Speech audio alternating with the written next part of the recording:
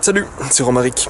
Dans cette vidéo, je vais te parler d'un sujet très important et qui actuellement me questionne, enfin qui actuellement en fait, non, me questionne depuis assez longtemps. Je pense que c'est une des choses que je cherchais un peu à éprouver en voyageant, même si je pense que j'ai pas choisi forcément toujours les meilleurs pays pour le faire.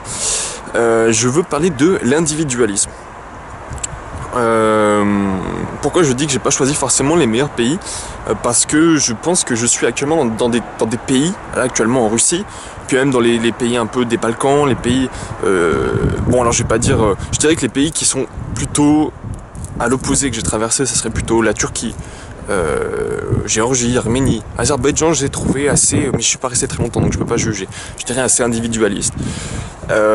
C'est quelque chose que je voulais éprouver parce que je sentais un peu des fois les limites de mon individualisme. Je me considère comme quelqu'un de très individualiste et j'ai envie aussi de dire que c'est complètement différent de l'égoïsme. Mais je vais pas m'attarder spécialement sur le sujet, je pense juste que, je suis pas le seul à le penser, je pense que je reprends des arguments que certaines personnes autour de moi m'ont exposés, mais je pense que tu n'es pas quelqu'un de positif si tu n'es pas développé toi-même.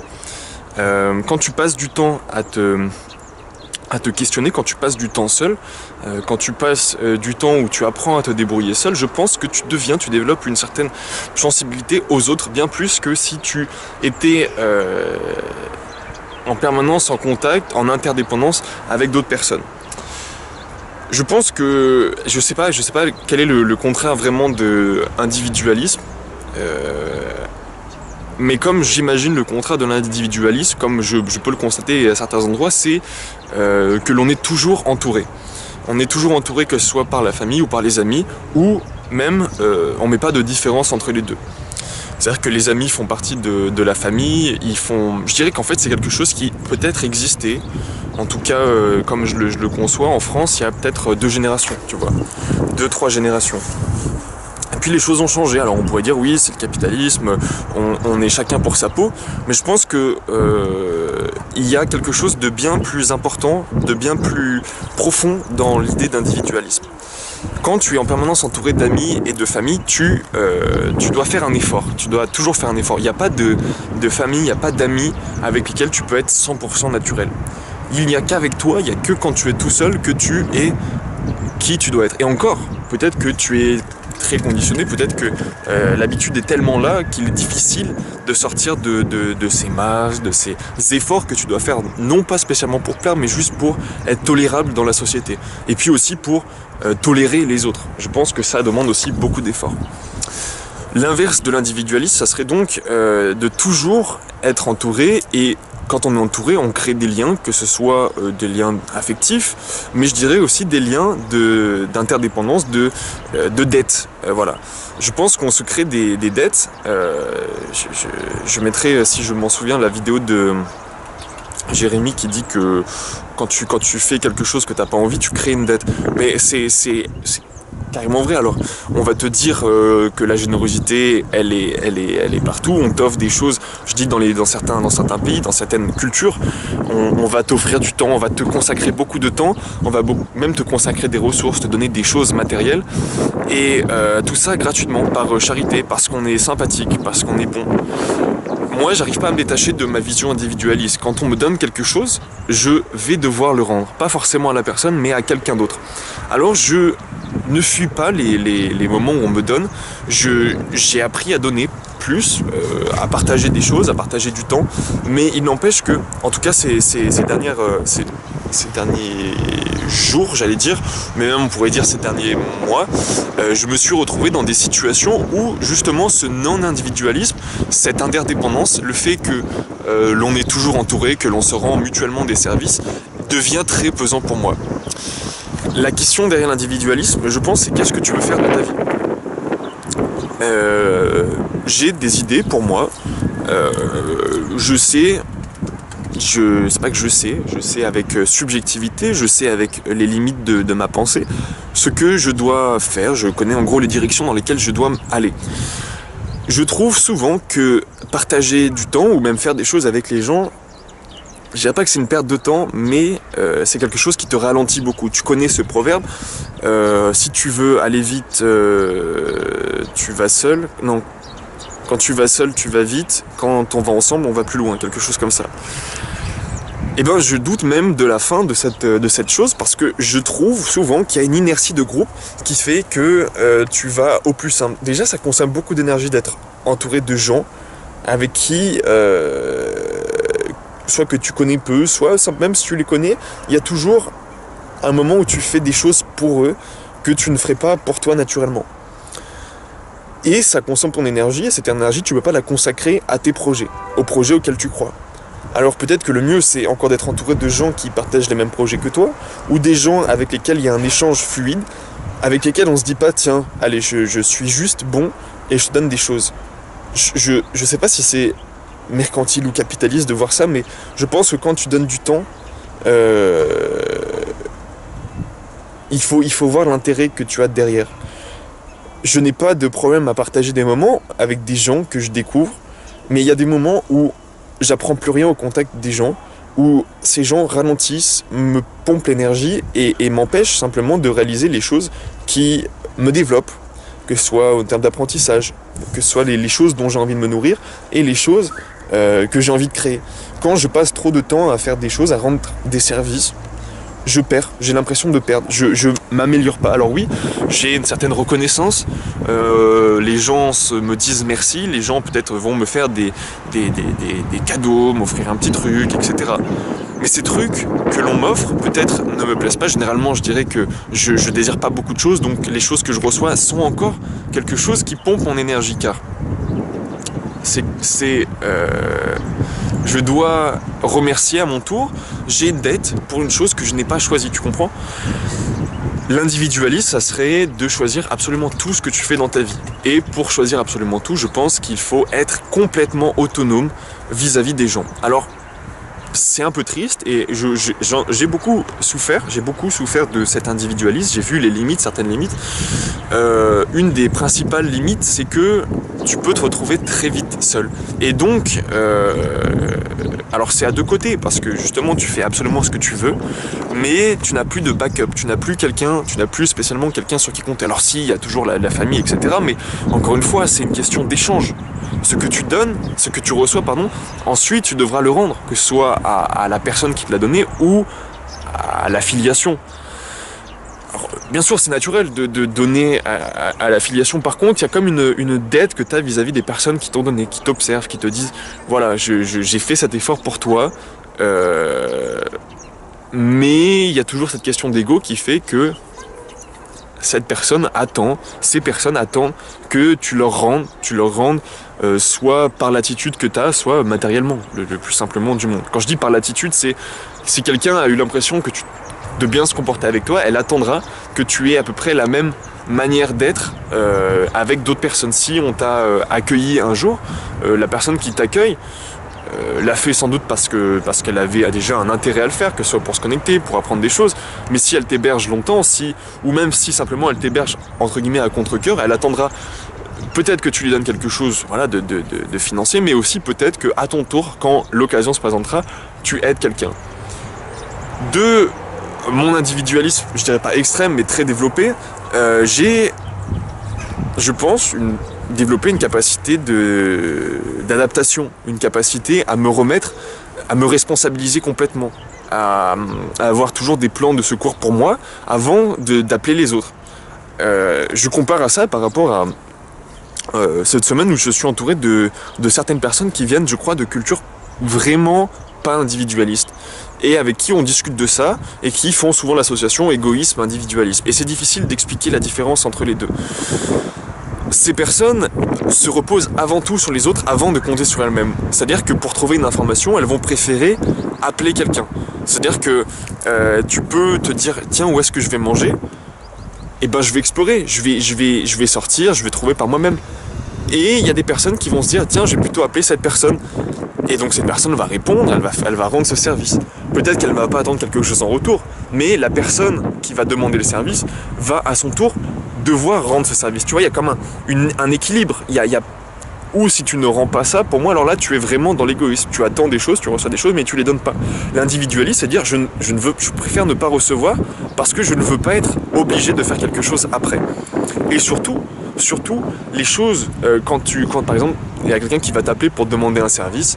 Là, moi, je rends des services ces jours-ci, mais je me perds parce que je ne gagne pas à rendre ces services. Les personnes à qui non, je dis pas, c'est très faux ce que je dis. La majorité du temps, j'y gagne. Mais il y a des moments où je rends des services et je n'ai pas envie de les rendre. Mais j'ai l'impression de devoir les rendre parce que d'une part, la personne à qui je la rends, les personnes à qui je les rends, ne sont pas capables de se débrouiller toutes seules. Et c'est ça le pire, en fait, le ça que je ne comprends pas. C'est ça que j'ai du mal à conceptualiser. Le fait qu'il y ait des personnes qui soient à ce point non individualistes, qui soient à ce point habituées à vivre entourées de gens, de parents, d'amis, de gens qui décident pour eux, qu'au moment où ils se trouvent dans des situations un petit peu galères, ces personnes ne savent pas se débrouiller par eux-mêmes. Ils ne sont pas responsables. Ils vont d'abord demander aux autres de faire. Je demande aux autres, moi personnellement, si vraiment j'ai épuisé toutes mes cartes. Mais comme je sais que ça me dérange globalement quand quelqu'un me demande un service à tel moment, parce qu'à ce moment j'aurais sans doute envie de faire autre chose. Je peux dire, tiens, on peut aller dans ce magasin à tel moment, et puis quand le moment arrive, je n'ai plus envie de le faire. Et quand bien même j'avais envie de le faire au début. Donc ça me pèse, ça me consomme, ça me pompe en énergie, alors que cette énergie, je sais déjà comment l'utiliser. Et je n'ai pas l'impression que l'énergie que j'utilise, je le fais pour moi. Je ne cherche pas ma satisfaction personnelle, je pense que j'ai des choses à faire, j'ai des choses à améliorer dans mon environnement, qui nécessitent que je m'améliore moi d'abord, et ce travail que je ne peux pas fournir à cause d'autres personnes, personne ne peut me le rendre, tu vois.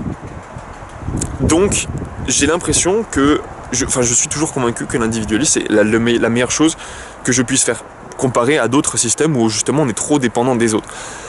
Je pense qu'un jour je serai obligé d'arriver à un système de communauté où je serai obligé de rendre des services pour en recevoir, mais je pense que ça ne peut pas, j'ai du mal à sortir de cette vision, pas mercantile, pas capitaliste, mais le fait que le temps que je donne à quelqu'un doit m'être rendu sous une autre forme.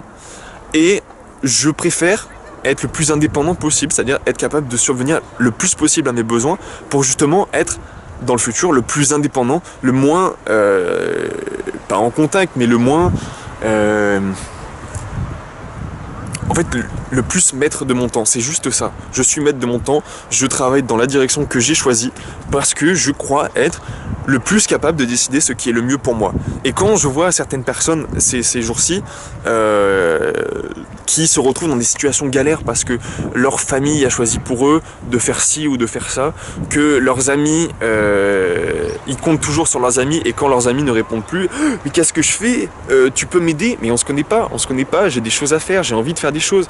Il y a des choses qu'on va me demander qui vont pas me plaire et on va se retrouver tous les deux dans des situations délicates. Parce que j'ai pas spécialement envie de donner mon temps tout le temps. J'ai même principalement envie de conserver mon temps pour moi.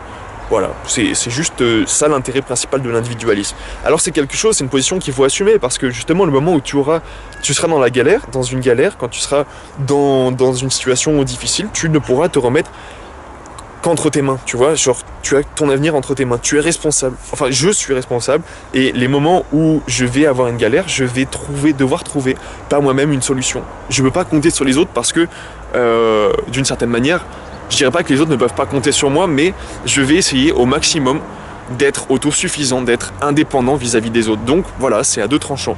Si tu veux jouir au plus de ton temps, il faut que tu sois capable de subvenir à tous tes besoins. Il faut que tu sois capable de ne pas avoir besoin des autres pour te développer. Ça ne veut pas dire que j'aime pas les autres, ça veut simplement dire que j'ai envie de choisir les moments où je suis en contact avec les autres. J'ai envie de choisir pourquoi je suis avec les autres. J'ai pas envie qu'on me donne des choses qui peut-être vont me mettre dans des situations de malaisantes d'une certaine manière. J'ai pas envie de me retrouver dans ces situations, donc j'évite d'imposer cette situation aux autres. Je pense que en faisant ça, je suis déjà pas égoïste, tu vois, parce que j'ai une sensibilité par rapport au poids que je peux être pour les autres. Donc je ne suis pas je n'ai pas l'impression d'être égoïste. Je suis individualiste. Je ne pèse pas aux autres parce que j'ai pas envie que les autres me pèsent. C'est simple, voilà, tu vois, c'est un peu la règle d'or. Encore une fois, on en revient à ça. Quand tu fais des choses trop pour ta famille, quand tu fais trop des choses pour tes amis, je pense qu'il y a un malaise derrière, un malaise, la peur d'être tout seul, la peur de devoir se débrouiller. Mais il y a une chose que j'essaie d'expliquer à 2-3 personnes ces jours-ci, c'est que tu es capable, tout le monde est capable de s'adapter, tout le monde est capable de faire face à n'importe quelle situation. Et même si ça va te créer un malaise au début, c'est le même malaise que tu as quand tu commences à apprendre quelque chose. Si tu te sens mal à l'aise parce que tu n'oses pas demander quelque chose à quelqu'un, ok, ben une fois que tu auras prouvé que tu peux le faire, tu pourras le faire de nouveau sans devoir demander à quelqu'un. Le tout, c'est de devenir autonome, tu vois. Le tout, c'est que si tu es toujours en permanence entouré de tes amis, que tu comptes toujours, tu n'es jamais autonome. Et donc vous vous pesez les uns les autres. Et donc vous, potentiellement, ne vous développez pas et vous n'allez pas dans une direction qui vous améliore, qui vous fait du bien, etc. Donc à rester trop entre nous, surtout pour des services, je pense que l'on se nuit mutuellement. Mais ça, c'est mon avis. Parce que je suis issu de cette culture et je me rends compte qu'il y a beaucoup de personnes qui ne pensent pas comme moi et qui sont même assez effrayées par cette mentalité qui justement dit bah tu peux pas compter sur moi, tu peux pas me demander des services parce que je n'ai pas envie d'en recevoir, tu vois. C'est-à-dire que sur un type de service, je ne peux pas te vendre, je ne peux pas échanger avec toi. Voilà, je suis peut-être complètement fermé d'esprit, je sais pas si c'est une bonne ou une mauvaise chose, je dis juste que parce que c'est comme ça que je pense et parce que globalement j'ai pas envie qu'on m'impose de règles, etc. Parce que j'apprécie jouir de mon temps comme je le veux, alors je n'ai pas envie trop de sortir de cet individualisme. Je dis que c'est quelque chose que je cherchais un peu pendant ce voyage et que je vais continuer à chercher parce que mon individualisme est des fois un peu trop extrême, un peu trop limité, donc il faut que j'apprenne à m'ouvrir, il faut que j'apprenne à donner, mais globalement, les expériences où on m'a beaucoup donné, où on m'a beaucoup offert, m'ont mis plus dans un malaise, que ce soit au niveau de ce que je devais par la suite. Alors même si les gens disent non, t'inquiète, on s'en fout. Moi, j'ai l'impression de voir quelque chose et c'est ça qui compte, c'est mon ressenti. Mais aussi parce que quand on m'a donné, on m'accompagne à des endroits, on me dit tiens non mais je viens avec toi. Mais j'ai pas envie en fait. J'ai pas envie, j'ai envie de découvrir par moi-même, j'ai envie de jouir complètement de mon temps, de mon énergie, de ce que j'ai envie d'acheter. J'ai pas envie que quelqu'un ait un regard sur ce que je fais. Tu vois ? Donc cette question d'individualisme me taraude toujours, même si je suis plus ou moins convaincu, enfin même globalement convaincu que c'est le meilleur système pour moi et que ça devrait être un système beaucoup plus répandu dans peut-être certaines cultures, parce qu'il y a des situations justement où on se met dans un malaise mutuel. Voilà. Bref, je crois que j'ai dit un peu le fond de ma pensée à ce sujet. Je sais que c'est assez limité, que bien sûr il y a des limites, il n'y a pas de meilleur système, c'est même pas un système le fait d'être individualiste, c'est juste un ressenti, c'est que globalement je me considère comme individualiste. Je me définis pas comme individualiste, je dis je suis individualiste parce que j'ai des attributs qui me font penser que je suis individualiste par rapport à d'autres personnes. Voilà. Je suis pas individualiste à vie, je suis pas 100%, je sais pas ce que c'est, il n'y a pas un tableau de règles de ce qui dit ce que c'est qu'être individualiste. C'est juste que, voilà, je suis plus individualiste qu'égoïste et je suis plus individualiste que communautaire. Voilà. Et c'est tout. Je te souhaite d'être responsable, je te souhaite de pouvoir subvenir à tous tes besoins. Je te souhaite de jamais être dans une situation où tu as besoin des autres pour ta propre survie. Voilà, travaille à ça, développe-toi, fais-toi plaisir et plein de bonnes choses à toi. Salut.